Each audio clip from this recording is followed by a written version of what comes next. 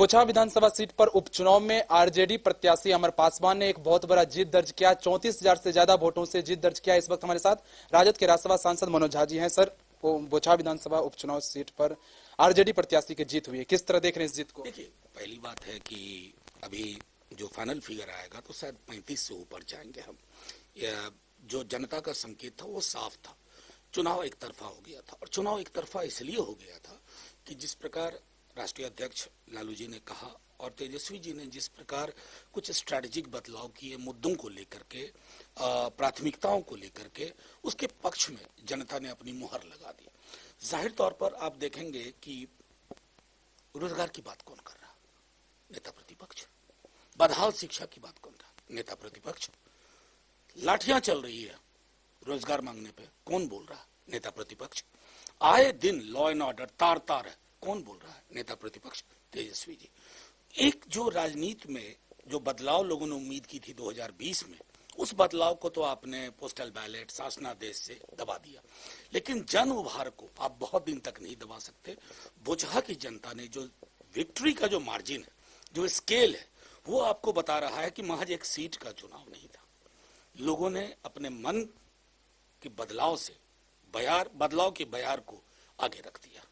BJP की हार को किस ओर इशारा कर सकते हैं आप? क्या 2024, 2025 की ओर इशारा कर सकते हैं? मैं सीधी सी बात कहता हूं कि बीजेपी एक बड़ी पार्टी है, उसे ये तय करना होगा कि आप मौलिक मुद्दों पर क्यों नहीं बात करते, चाहे केंद्र हो या राज्य हो। आप शिक्षा पे बात नहीं करते, रोजगार पे बात नहीं करते, महंगाई पे बात नहीं करते।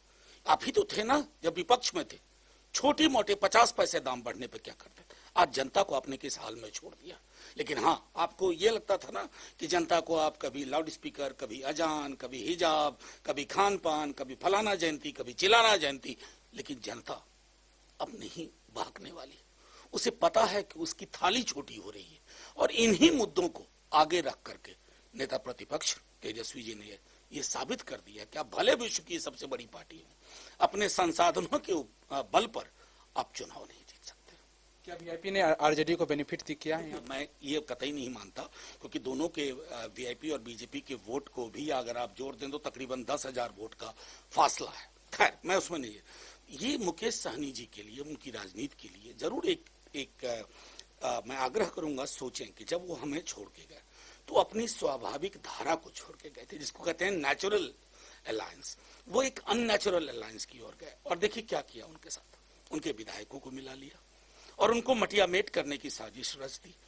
मैं समझता हूं कि कॉल मुकेश सहनी जी को लेना है कि जिस समाज की नुमाइंदगी करते हैं, उस समाज का नेचुरल अलायंस कहाँ है।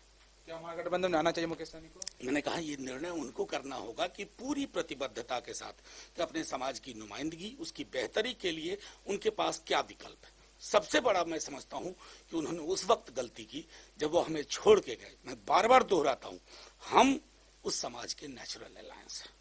मेरा एक आखिरी सवाल है, क्या बीजेपी के साथ ये नीतीश कुमार की भी हार है? देखिए, सीधी सी बात है कि सरकार चल रही है, 40 सीट पे नीतीश जी मुख्यमंत्री बने हैं। भाजपा की मजबूरियां तो इससे ज्यादा हो ही नहीं सकती। तो दो मजबूरियों में बंधे हुए जोड़े, आज दोनों की हार। साफ तौर से ये थे हमारे साथ राजद के राज्यसभा सांसद मनोज झा। कैमरामैन विनीत सिंह के साथ केशव कुमार झा, कशिश न्यूज, दिल्ली।